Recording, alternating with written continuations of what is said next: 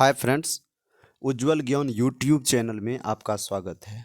Friends, इस video में ज्ञान बिंदु जीएस एकेडमी के बिट्टू झा सर के द्वारा चयन किया गया बायोलॉजी के सेल चैप्टर के महत्वपूर्ण क्वेश्चंस को देखेंगे। फ्रेंड्स, हम लोग पीछे के वीडियो में 1 से लेके 26 तक के प्रश्न 1 से लेके 25 तक के प्रश्नों को देख चुके थे। इस वीडियो में 26 से आगे देखेंगे। आप लोग ध्यान से देखेंगे, क्योंकि किसी भी एग्ज़ाम के लिए यह बहुत ही महत्वपूर्ण होगा। बायोलॉजी का सभी प्रश्न रामबाण साबित होने वाला है। किसी भी आप एग्ज़ाम को क्रैक कर सकते हैं। तो बिना देर किए हुए देखते हैं। तो पहला क्वेश्चन से है कि निम्नलिखित में से किस कोशिका अंगक से लाइसोसोम बनता है? ए गोल्जिकाय, बी राइबोसोम, सी माइटोकॉन्ड्रिया, डी इनमें से डी अंतःप्रद्रव्य जालिका। तो इसका सही आंसर जो होने वाला है ए, ये होगा गोल्जिकाय। क्या होगा? गोल्जिकाय। चलिए आगे प्रश्न देखते हैं हम लोग। नेक्स्ट प्रश्न है कि निम्नलिखित में से कौन सा कोशिका अंगक अपनी डीएनए में उपस्थित जीन को सम्मिलित करते हुए इसके स्वयं के प्रोटीन का संश्लेषण करता है? ए माइटोकॉन्ड्रिया, बी लवक, सी ए तथा बी, डी अंतःप्रद्रव्य जालिका।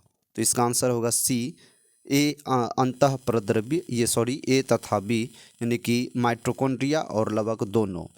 डीएनए का फुल फॉर्म क्या होता है? तो डीएनए का फुल फॉर्म होता है डीऑक्सी राइबो न्यूक्लिक एसिड। आगे प्रश्न को देखते हैं। अगला प्रश्न है कि निम्नलिखित कथनों पर विचार कीजिए। एक, ऐसी कोशिका जिनमें केंद्रक झिल्ली नहीं होती है एवं वास्तविक केंद्रक नहीं होता है को प्रोकैरियोटिक कोशिका कहते हैं। दूसरा है, वैसी कोशिका जिसमें केंद्रक पूर्ण रूप से विकसित तथा कोशिका झिल्ली से घिरा होता है को यूकेरियोटिक कोशिका कहते हैं। हमको बताना है कि इनमें से कौन सा कथन सही है। कथन एक सही है, या कथन दोनों सही है, या एक तथा दोनों सही है, या न तो एक न ही दो। तो इसका दोनों कथन सही है, एक तथा दोनों, ऑप्शन सी। अगले क्वेश्चन को देखते हैं।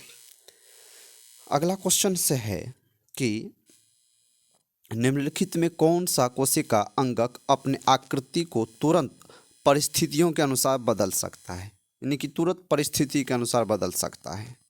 ए है राइबोसोम, बी है लाइसोसोम, सी है माइटोकॉन्ड्रिया, डी है सेंट्रोसोम। तो इसका सही आंसर क्या होगा? इसका सही आंसर होगा ऑप्शन सी, माइटोकॉन्ड्रिया। इसका सही ऑप्शन क्या होगा? माइटोकॉन्ड्रिया। अगले प्रश्न को देखते हैं। अगला प्रश्न है, मनुष्य के शरीर में तंत्रिका कोशिका है? ए सबसे छोटी, बी अनियमित कोशिका, सी सबसे बड़ी कोशिका, डी एक गोल कोशिका। इसका सही आंसर क्या होगा? सी सबसे बड़ी कोशिका। ठीक, अगले प्रश्न को देखते हैं। अगला प्रश्न है कि एक प्रारूपिक कोशिका के अंतर्गत है? ए केवल साइटोसोम, बी कोशिका द्रव्य एवं केंद्रक, सी कोशिका झिल्ली एवं केंद्रक, और डी साइटोसोम एवं केंद्रक। तो इसका सही आंसर क्या होने वाला है, बताइए। इसका सही आंसर जो होगा ये होगा ऑप्शन डी, साइटोसोम एवं केंद्रक। चलिए अगले प्रश्न को देखते हैं। अगला प्रश्न है, सेंट्रोसोम विशेष रूप से भाग लेता है? ए कोशिका द्रव्य के निर्माण में, बी कोशिका विभाजन में, सी कोशिका विभाजन में, डी कोशिकांग के निर्माण में। तो इसका सही आंसर क्या होने वाला है? इसका सही आंसर होने वाला है कोशिका विभाजन में, यानी कि आंसर बी, इसका कोशिका विभाजन यानी आंसर सी, कोशिका विभाजन में। ठीक, अगले प्रश्न को देखते हैं। अगला प्रश्न है कि कोशिका यांत्रिक सहायता पाता है? ए गोल्जी से, बी केंद्रक से, सी केंद्रिका से, डी अंतःप्रद्रव्य जालिका से। तो इसका जो सही आंसर होने वाला है ये क्या होगा? अंतःप्रद्रव्य जालिका से। Option D. अगले प्रश्न को देखते हैं। अगला प्रश्न है कि 70S राइबोसोम पाया जाता है। ए यूकेरियोट में, बी प्रोकैरियोट में, सी सभी जीव में, डी सभी जंतुओं में। इसका क्या आंसर होने वाला है? तो 70S राइबोसोम किस में पाया जाएगा? तो ऑप्शन बी प्रोकैरियोट में, यानी प्रोकैरियोट कोशिका में। अच्छा, यूकेरियोट में कौन सा राइबोसोम पाया जाएगा? यूकेरियोट में जो पाया जाएगा वो 80S राइबोसोम पाया जाएगा। कैसा राइबोसोम? 80S राइबोसोम पाया जाएगा। ठीक, आइए अगले प्रश्न को देखते हैं। अगला प्रश्न है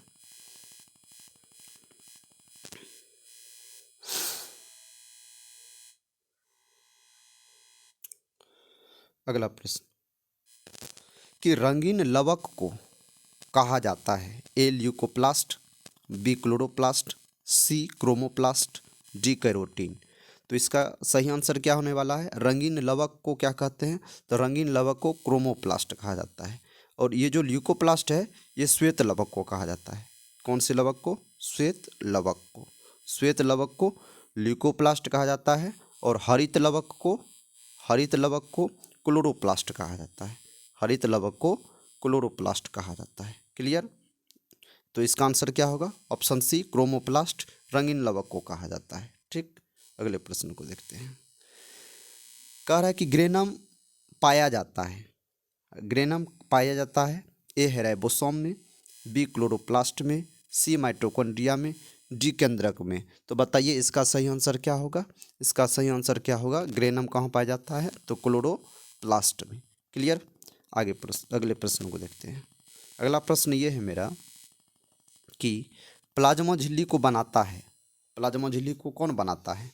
ए प्रोटीन, बी सेल्यूलोज, सी क्या होगा? वसा, डी लिपोप्रोटीन। तो इसका सही आंसर क्या होने वाला है? तो इसका सही आंसर लिपोप्रोटीन होगा। क्लियर? अगले प्रश्न को देखते हैं। अगला प्रश्न है कि प्रोटीन संश्लेषण से संबंध है।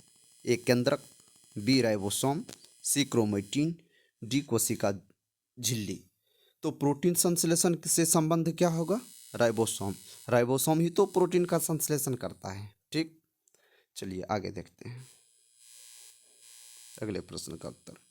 कह रहा है कि क्रोमोसोम के अंतिम सिरा को क्या कहते हैं? यानी क्रोमोसोम के अंतिम सिरा को कहते हैं। ए है क्रोमोमियर, बी है सेंट्रोमियर, सी है टीलोमियर, डी है माइक्रोमीटर। माइक्रोमीटर तो ये माप का है, ये तो होगा नहीं। तो इसका आंसर जो होगा ये टीलोमियर होगा ना। अंतिम सिरा को क्या कहते हैं? Telomere. Option C is my correct answer. अगले प्रश्न को देखते हैं। कह रहे कोशिक केंद्रक झिल्ली एवं माइटोकॉन्ड्रिया नहीं होता, यानी केंद्रक झिल्ली और माइटोकॉन्ड्रिया किस में नहीं रहेगा?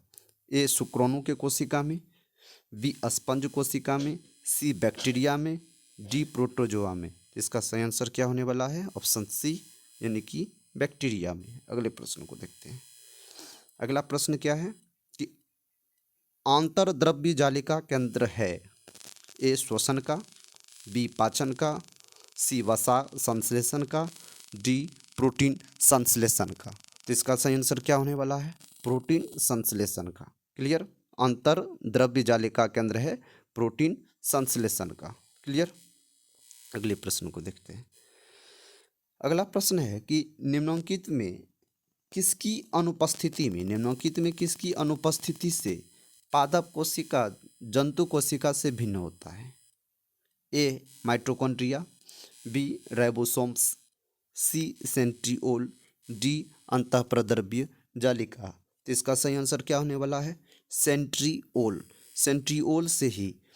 सेंट्रिओल की अनुपस्थिति से पादप कोशिका जंतु कोशिका से भिन्न होती है। क्लियर? ऑप्शन के अनुसार क्या होगा? सेंट्रिओल होगा।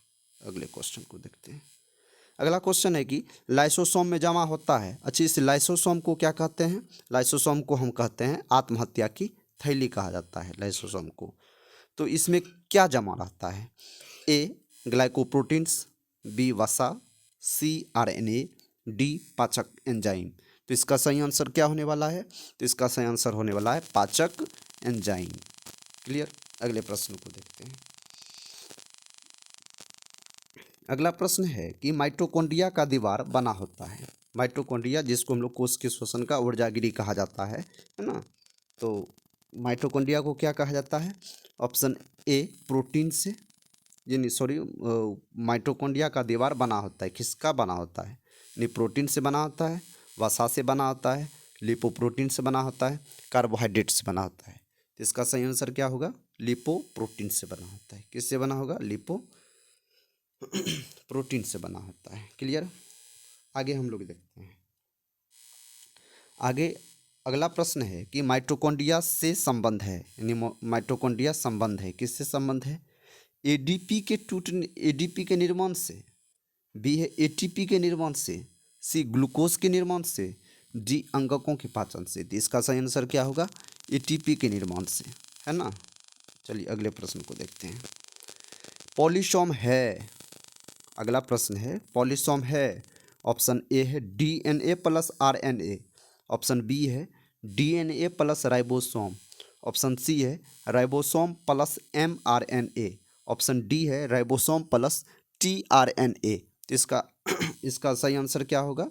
ऑप्शन सी, यानी कि राइबोसोम प्लस एमआरएनए। ये जो एमआरएनए है ये आरएनए का टाइप्स है, आरएनए का प्रकार है।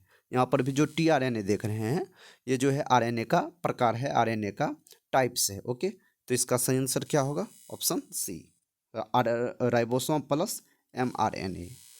अगले प्रश्न को हम लोग देखते हैं। जीवित कोशिका के भीतर ऊर्जा का स्रोत है ना। ए है माइटोकॉन्ड्रिया, बी ऑक्सीसोम, सी डाइनिन, डी एटीपी। इसका सही आंसर क्या होगा? माइटोकॉन्ड्रिया, है ना। माइटोकॉन्ड्रिया को ही कोशिकीय ऊर्जा गृह कहा जाता है। ऑप्शन अगला क्वेश्चन है कि तरल मोजाइक मॉडल मत को प्रस्तुत किया। ए है सिंगर एवं निकोलसन, बी है सिंगर एवं रॉबर्टसन, सी है रॉबर्टसन एवं डेवसन, डी है डेवसन एवं सिंगर। तो इसका सही आंसर क्या होगा? सिंगर एवं निकोलसन। ओके, तो आज की वीडियो में इतना ही। यदि ये वीडियो आपके लिए आपको बेहतर लगा, अच्छा लगा, तो इस वीडियो को आप लाइक, यानी कि इस चैनल को लाइक, सब्सक्राइब और अपने दोस्तों के साथ शेयर ज़रूर करें। और इस वीडियो में इतना ही। इसी प्रकार का वीडियो यदि आप पाना चाहते हैं तो हमें कमेंट करेंगे और फिर आपको इस प्रकार का वीडियो मिलता रहेगा। जय हिंद।